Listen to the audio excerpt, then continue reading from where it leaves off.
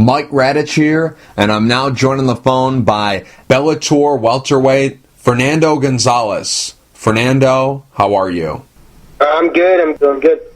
Fernando, you got a fight coming up November 19th at Bellator 165. How's training been going for the fight? It's still a little soon, but we're already in preparation, and my weight's down pretty good. So I didn't want to jump too ahead, so I don't burn out and I peak at the right time.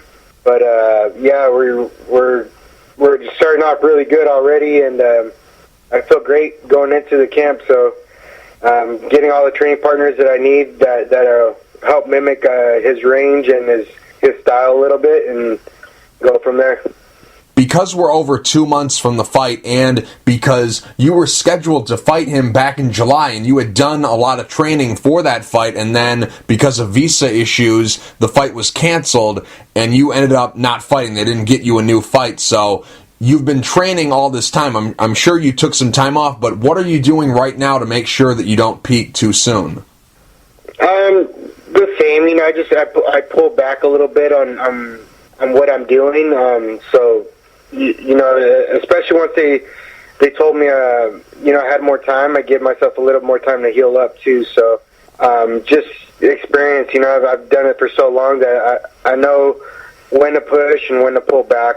I'm very smart at listening to my body now, and I'm not that old, so I've just learned from experience, Dan's close to retirement, but seeing those guys and the guys that were above me kind of, go through their injuries and what they had to do to keep going and continue to get ready for their fight. So I've kind of seen that, and mimicking it has helped me for my career. Now, because Michael Venom Page has such a unique style, who's going to be helping you get ready for this fight? Who's going to be mimicking Page's style? And because it's still very early in your training camp, are they there right now helping you? Well, we have a lot of guys at Team Quest. I train at a Dan Henderson's gym over here in Temecula, and we have a lot of guys tall, and we're not going to get a guy that's more likely exactly like him. So I kind of go off range and knowing what he likes to already do, and then kind of go off of what I feel I could capitalize on Michael Page's mistakes, and obviously with his hands down, that's not conventional, so that's already a mistake he's making. He's just really quick at not getting caught. So it's just me being able to catch him while he's always constantly making a mistake. So it's just me keep catching him. This is the third time that Bellator is trying to put this fight together. The first time was back in March at Bellator 151. You were supposed to fight Michael Venom Page, but he ended up getting injured and pulled out of the fight. He was replaced with Gilbert Jamal Smith, and you ended up winning that fight by split decision. Fast forward to July of this year, you were supposed to fight Michael Venom Page at Bellator 158 in London, but visa issues on your end caused this fight to be canceled for the second time. So here we go, third time's the charm. November 19th, the fight is happening.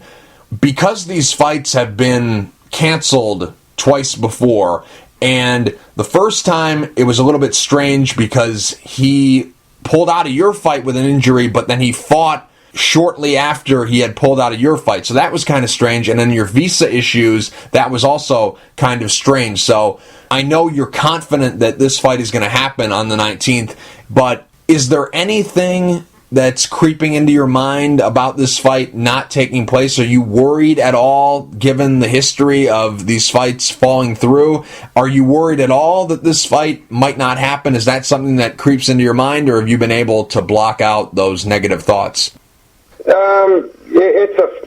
I don't go that far just because you don't know what they're going to do.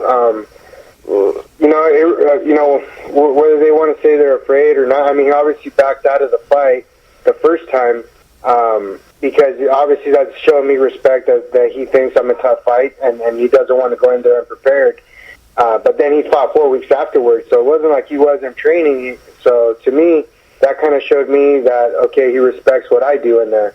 But at the same time, I don't have a big enough name right now where, this whole fight's pretty much about Paige. The way things are going, you know.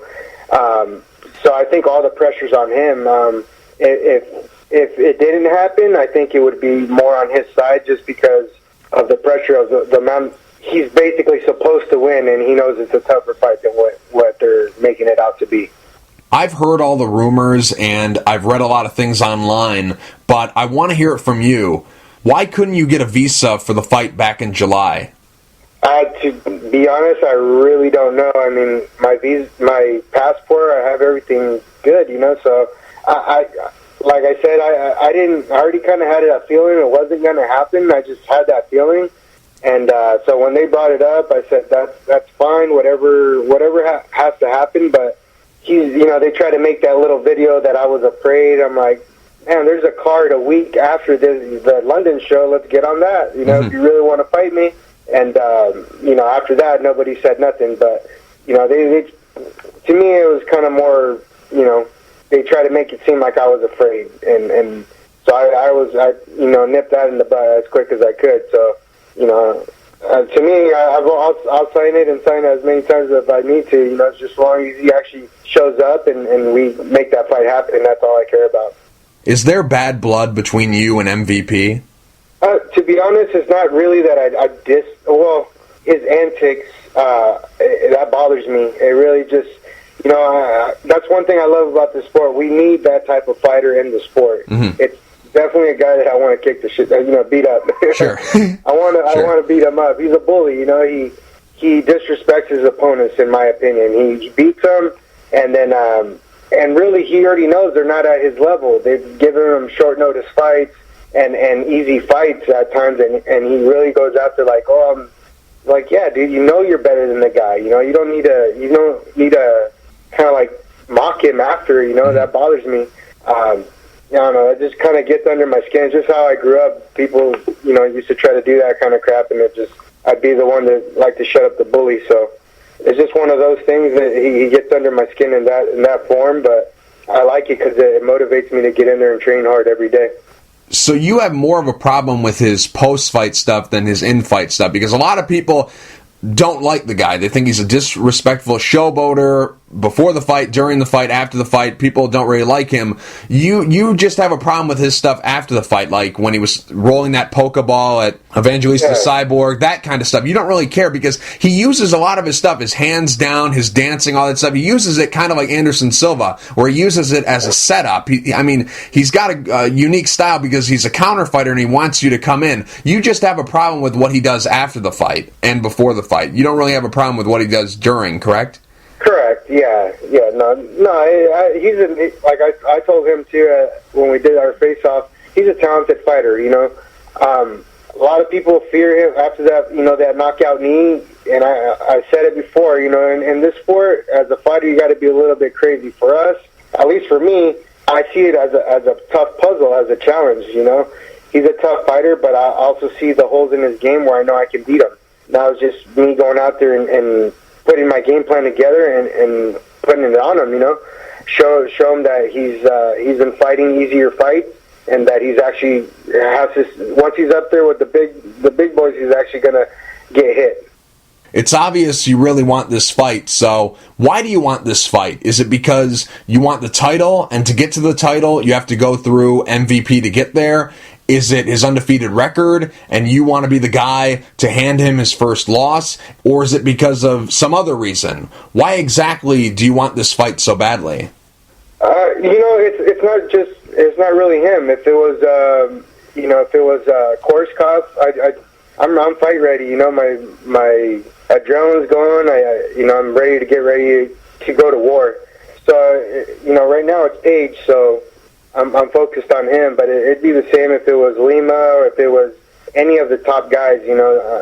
As a fighter, you're going to get that rush because you're competing against the best. These guys are the top guys right now, but I feel that I'm a little bit better, and I want to just be able to go out there and prove it to myself and to the world. I want to show that I'm the true champion, and also after I get that title, I want to take out the Red King for saying what he said, that he's going to come and dominate our division. So you still got to fight me, and we'll see if that really happens. Right now, the Bellator Welterweight division, is nasty. There's a lot of great fighters in this division. So when you look at his skills and when you look at your skills, is this the toughest matchup for you in Bellator? Like, if you're able to beat Michael Venom Page on November 19th, is it going to be smooth sailing for you the rest of the way through this division? To be honest, I think our toughest opponent, or my toughest opponent, is going to be the champion, Andre Koreshkov. He's well-rounded. His stand-up, his ground, so he's dangerous pretty much anywhere you take him. Where Page, Page is good, and but he does make a lot of mistakes. Obviously, I'm not going to say it, so he doesn't work on certain things, but he makes a lot of mistakes, and it's just really going to be the someone that can, exploit the mistakes. Right now, he's been fighting guys that are, that he can beat. I think Evangelista was the toughest guy that he fought, but I don't know. I wasn't too happy with that one. He kind of went in there already injured. He fought 4 weeks before that fight. You're not going to be in 4 weeks. I doubt he was training. So I don't think they gave him a fair chance. He took it because he's a fighter, and I'm sure he needs money or whatever reason. But I don't think they gave him a fair fight. 4 weeks to get ready for a fight, especially after you just fought. You don't have a whole lot of time to prepare, and then you still got to cut weight again. So I don't know. I didn't think that was kind of fair to say that they gave him a true test, in my opinion. But I think with me now, with this amount of time, I think he's gonna understand what a true test really is. Obviously, you took this fight because you think this is a fight that you can win, and without giving away your game plan or anything, why do you think you'll win the fight? Is it because you have the formula, you see the holes that the guys that he's fought in the past haven't been able to see, or is it your style just matches up better with him than the other guys? I think that is. I think so, but a lot of times you can see that the guys were kind of, they could feel either they weren't prepared or they just weren't on the level as far as striking. Where I could see the hesitation with him. You can't hesitate. You have to fight him, even if you're backing up or whatever. Once he starts coming, you got to be ready to scrap. They were pausing, and that's, I think, where his speed kicks in, and he's just a better martial artist than those guys. And I think it'll be different with my fight. In fact, I know it'll be different with my fight because he's not used to getting hit, and as soon as he gets hit, that starts to change his mind. It puts him in a different mindset where normally he doesn't get touched, and as soon as I start putting my hands on him, that doubt will enter his mind, and then I'll be able to finish him. Again, I know you're not going to tell me your game plan for this fight, but has your game plan changed at all from the original game plan you were going to use when you were originally supposed to fight him back at Bellator 151 in March? Has the game plan changed at all? Because obviously you've been able to see him fight twice in the time from when you were originally going to fight him in March till now. Has the game plan changed at all, or has it stayed the same from when you were originally training to fight him? Pretty much. It's the fight's going to be how it's going to turn out, but a lot of it's going to play into the fact that he's new to the sport.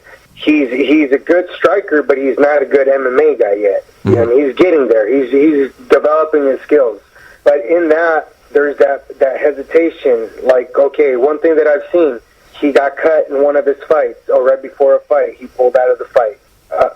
Most fighters like myself, I might still fight with that injury, you know what I mean? I'm going to go get it sewn up, and then in a week, I'm going to take the stitches out, and I'm good to go. He backed out of the fight. So, in my eyes, I already know, as soon as things don't go his way, he's quick to back out of the fight, or back out, you know what I mean? His mental switches. So that's one thing. The other one, he got injured the fight with me that he was supposed to have with me. He backed out of the fight, and then he fought 4 weeks later, or 3 weeks after our scheduled bout. So he was still doing something.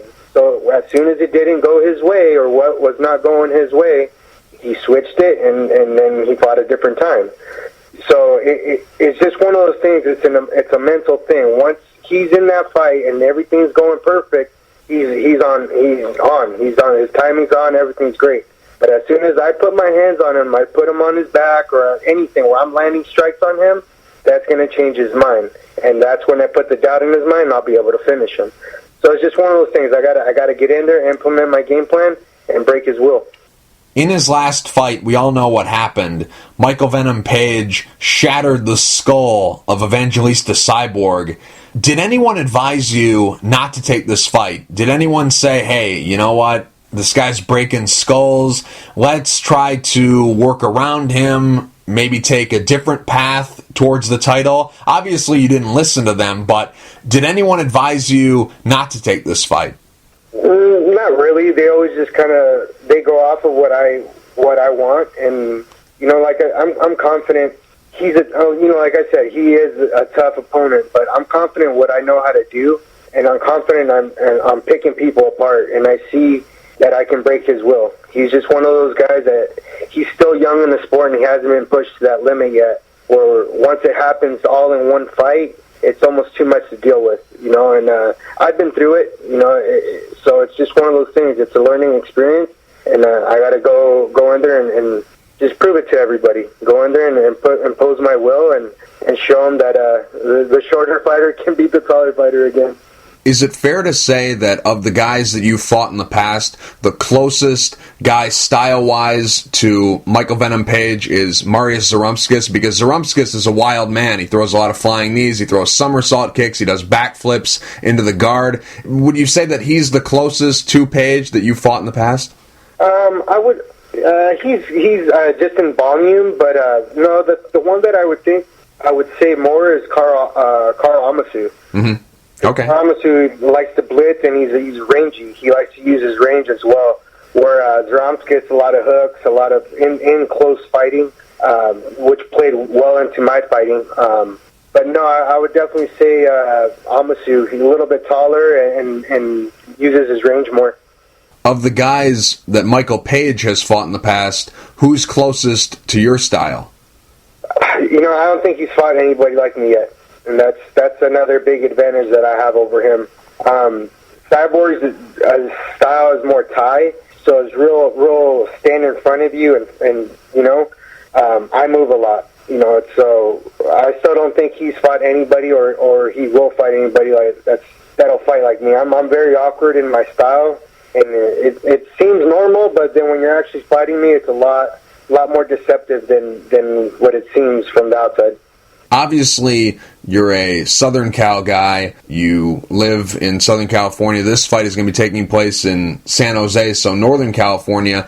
Even though it's not exactly close, but it is, at the same time, still in the same state. Are you going to have, a good crowd traveling, making it up for this fight? Because this is the biggest fight of your career. So are you going to have a good crowd? Is this going to be a home game for you?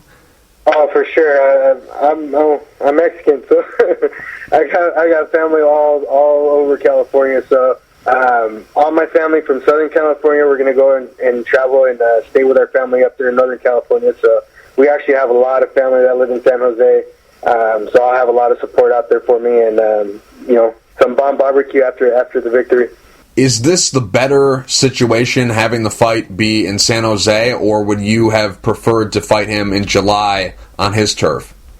To be honest, I think this is the best case scenario. Where he went out and performed and did what he did out there, blew his name up to another level. But also, I don't have to worry about the risk of getting robbed on a decision. Mm-hmm. Not that it can't happen here too, but I think with the home court advantage, I think it'll be a lot more fair, a little bit more fair. I think the judging will be, obviously, if you guys saw the Henderson Silva Michael business fight, that was terrible. Right. So that was what I was worried about. But at the same time, I was going in there to try to finish because, like I said, with this guy, you can't hesitate. You're going in there to finish. You can't try to play a points game with this guy. He's dangerous. So I got to go out there and like I said before, I've actually kind of took my time with my fights because I want to enjoy it. I almost retired at one point, and so I took it to the later rounds, but. He thinks I have no knockout power, and I want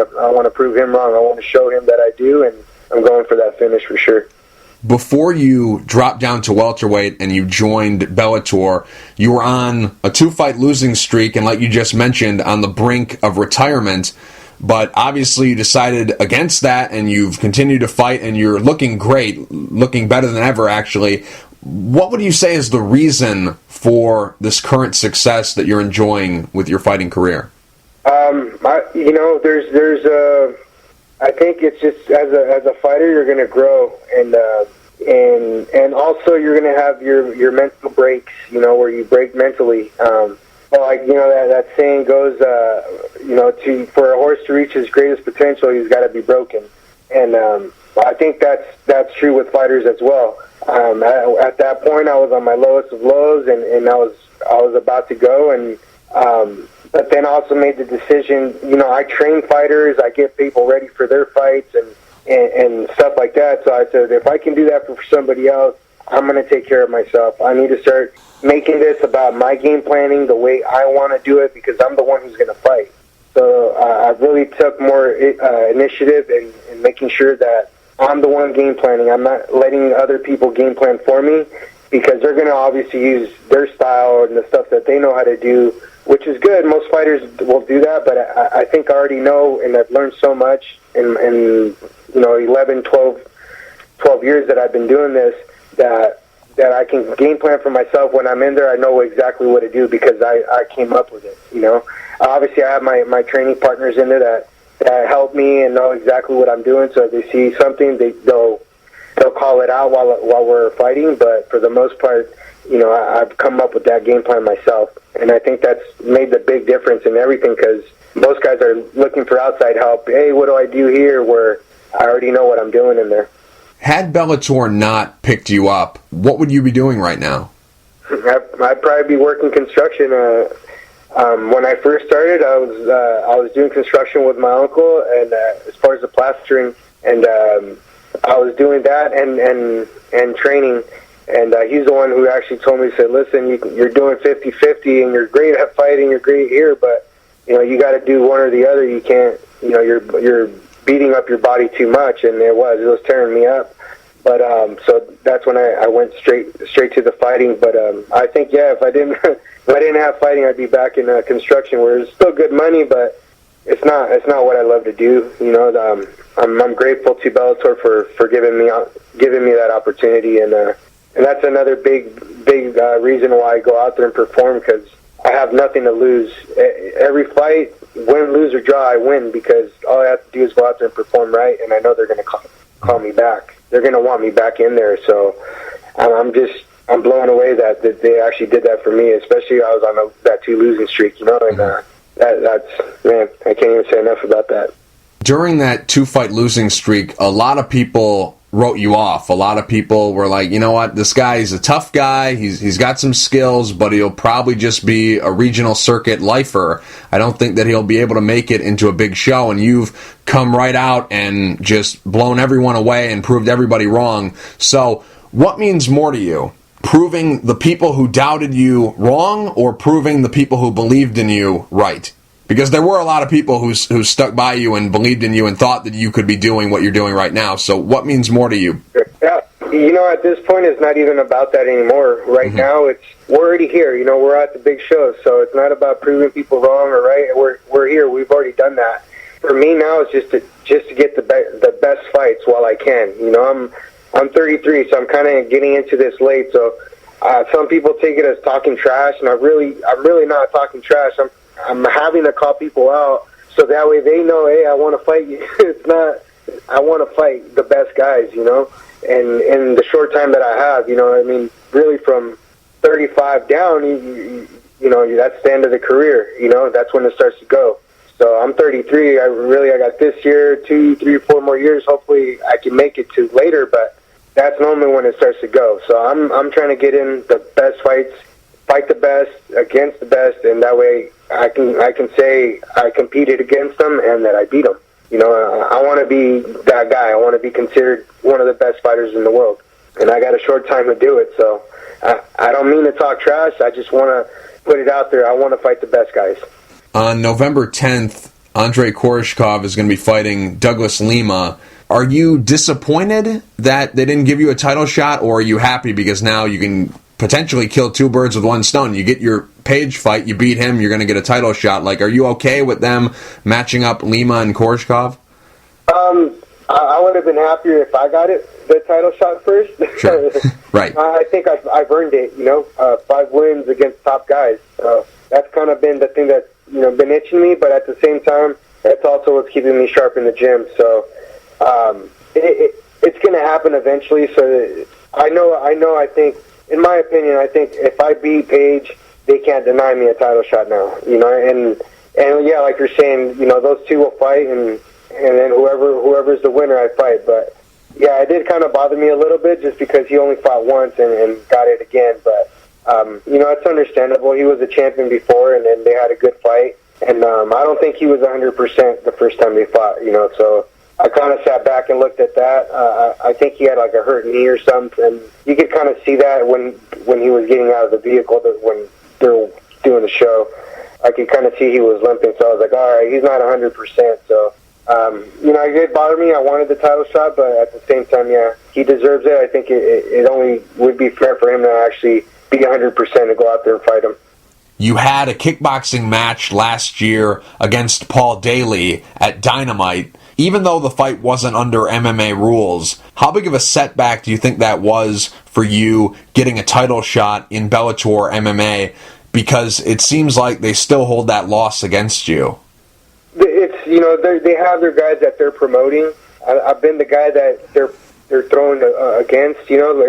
It's just kind of been that way. I think more now they're starting to see, okay, this guy's a legit contender. He puts on good shows, and I fight. I come to fight every time. But every single time I've been fighting, it's been guys that they already had built up. So of course it's those guys who are going to get that TV time. So a lot of guys still don't really know me, despite I beat Parisian, Amasu, and Zaramskis, big names already, and they're barely starting to get to know me. So. I think now with this fight, since everybody knows who Page is, I think with this one, after I beat him and I dominate him like I believe I'm going to dominate him, people are going to understand that I'm on a different level and that I can compete against these guys. And more likely, I think they're going to start to see that I should be the champion coming up soon. You touched on it a little bit earlier, and I wanted to circle back to it. Bellator hasn't told you if you win this fight, you get a title shot. That's still something that's up in the air? Yes. Oh. From what I understand, that's still not on the table yet. But, that's what I'm saying. It doesn't matter. Eventually, I'll go through them all. I've already said it since my first interview. I said if I have to beat every single buddy that's in that division, I'm going to do it until I get my shot. I believe I can.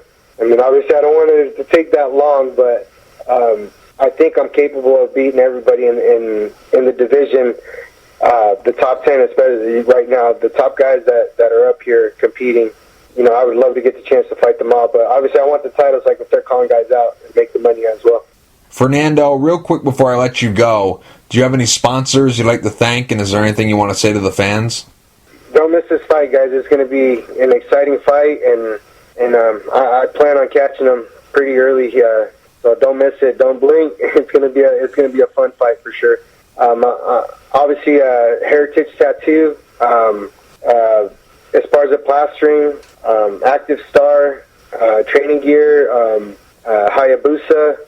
They sponsor me for my last fight. I believe we're gonna work on this one together again. And SoCal Fresh, my meal planners, man, they've been keeping me on point with my diet. So. And hopefully, like they're saying, I'll be looking shredded for this next fight. So I'm pretty excited to see some abs.